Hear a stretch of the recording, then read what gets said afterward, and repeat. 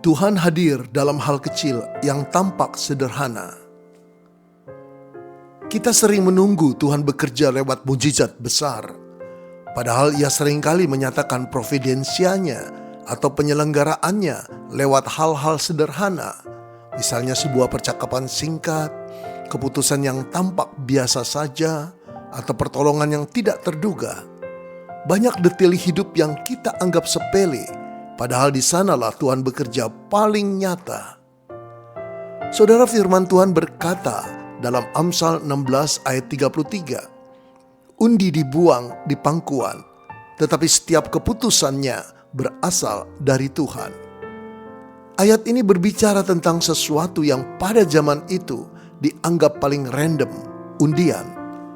Namun firman Tuhan menegaskan bahwa bahkan dalam hal yang tampak paling kebetulan sekalipun, Tuhan tetap berdaulat penuh. Tidak ada detail hidup yang terlalu kecil sehingga luput dari perhatiannya.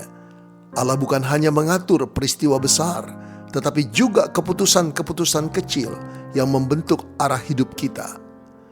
Saudara, seringkali kita baru memahami makna detail-detail itu setelah waktu berlalu. Saat menjalaninya, semua terasa biasa, tidak ada yang istimewa, bahkan cenderung kita melupakannya. Namun di belakang layar, tanpa kita sadari, Tuhan sedang menyusun arah hidup kita dengan cermat. Providensi Allah bekerja paling dalam justru ketika kita tidak menyadarinya. Saudara, bayangkan seorang berjalan di atas jembatan yang ditutupi kabut tebal. Ia tidak dapat melihat ujung jembatan, bahkan beberapa langkah ke depan pun samar. Namun jembatan itu kokoh dan pegangan di sisinya kuat. Ia melangkah dengan kepastian, bukan karena ia melihat dengan jelas, tapi karena ada sesuatu yang menopangnya. Demikianlah hidup anak Tuhan. Kita tidak selalu diberi kejelasan, tapi selalu diberi penopang. Saudara, di dalam Kristus, kita melihat jaminan itu nyata.